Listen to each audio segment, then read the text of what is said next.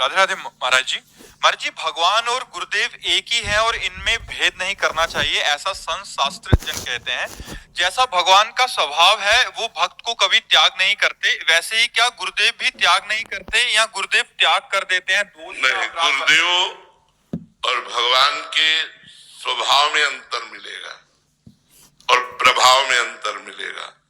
एक होते हुए भी प्रभाव में अंतर मिलेगा और स्वभाव में अंतर मिलेगा।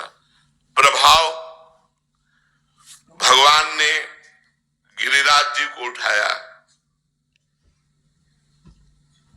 गुरुदेव ने उठाया। भगवान ने कालीदह में कालिया का मर्दन किया, गुरुदेव सांप पकड़ करके कटवा करके जीवित नहीं रह सकते।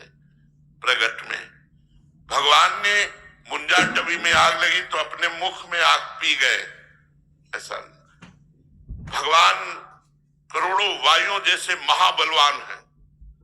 प्रगट में गुरुदेव ऐसे नहीं, क्योंकि कृपा सिंधु भगवान हरि मनुष्य रूप धारण करके गुरु रूप में आए हैं, तो प्रभाव भी उतना ही, एक सीमित असीम प्रभाव वाले होकर भी एक सीमित प्रभाव दिखाना। और स्वभाव, भगवान कभी नहीं त्यागते, लेकिन गुरुदेव त्याग कर देंगे। यदि आप उनकी आज्ञा का पालन नहीं करते, आप मनमानी आचरण करते हो, तो आपको अपने से दूर कर देंगे, निकाल देंगे। और यदि फिर भी आप गुरु निष्ठा को धारण करें, तो गुरुदेव आपका परम कल्याण करके ही छोड़ेंगे। पर आप यदि उनकी अवज्ञा करेंगे, मनमानी आचरण करेंगे, अधर्माचरण करेंगे, तो गुरुदेव त्याग कर देंगे। पर उस स्थिति में भी जब गुरुदेव त्याग कर दिए हैं, तो भी इष्ट कृपा उसको घेरे रहती है, उसको बचाने की चेष्टा करती है और पुनः गुरु शरण में लाने की चेष्टा करती है। हमारी स्वामिनी जी का स्वभाव कभी ने कहो न रिस कहो भूली हो न होत सकी, कभी गुस्सा नहीं होती। पर गुरुदेव के रूप में गुस्सा भी देखा जाता है कि अगर असत आचरण करोगे तो आपको डांट देंगे, और गलत आचरण किए तो आपका त्याग कर देंगे, आपके ऊपर दंड विधान रख दे।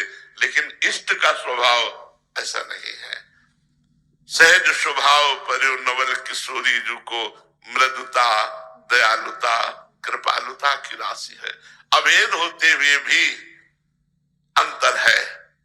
गुरु एक प्रगट में जब मनुष्य शरीर में आते हैं तो सीमित बल वाले होते हैं, वही असीम बल वाले भगवान ही गुरुदेव के रूप में आए हैं, पर सीमित एक बल।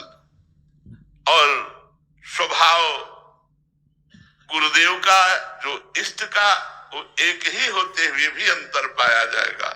विमुख भये निमिषौ न अकृपा, जब चितये तब वैसे इष्ट का स्वभाव। लेकिन गुरु अगर आपको दंड दे दिया और आपको निष्कासित कर दिया तो आंख भी नहीं देंगे, दृष्टि भी नहीं देंगे, आप सुधार करो अपना, क्योंकि वो सुधारने के लिए आए हैं, इसलिए दंड विधान भी करेंगे। पर गुरु जब कोई हृदय से मान लेता है किसी संत को, तो चाहे जितना वो पतित हो जाए, जब तक उसका उद्धार नहीं होता तब तक वो चैन नहीं लेते। चाहे जन्म भले लेना पड़े, लेकिन वो शिष्य का परम कल्याण कर देते हैं। पर शिष्य का त्याग करते हुए देखा गया, शिष्य को शासन में लेते हुए देखा गया, दंड विधान करते हुए देखा गया। पर अगर शिष्य शरणागत बना रहे, भाव पुष्ट रहे, तो उसका काम बन जाए। पूज्यपाद उड़िया बाबा की शरीर सेवा में एक शिष्य रहते थे, तो कोई अपराध बन गया, तो बाबा ने पूछा आपसे अपराध बन गया? तो उनका जी महाराज जी। तो कहा 3 वर्ष तक हमें मुंह मत दिखाना, हमारे सामने 3 वर्ष तक मत आना, जाओ। और वो रोज 8 पहर उनकी शरीर सेवा में इतना बड़ा दंड कि मुख मत देखना और न दिखाना। अब तो वो व्याकुल हो गए, पर गुरु आज्ञा चले गए और गंगा किनारे एक झोपड़ी बनाकर भजन करने लगे और रोते। तो गुरु के वियोग में 3 वर्ष में उन्हें ब्रह्म साक्षात्कार हो गया। अब इसे गुस्सा माने या कृपा माने? कृपा। गुरु का वियोग, भोजन भी अच्छा न लगता, रात दिन ब्रह्म चिंतन, 3 वर्ष में भगवत साक्षात्कार हो गया।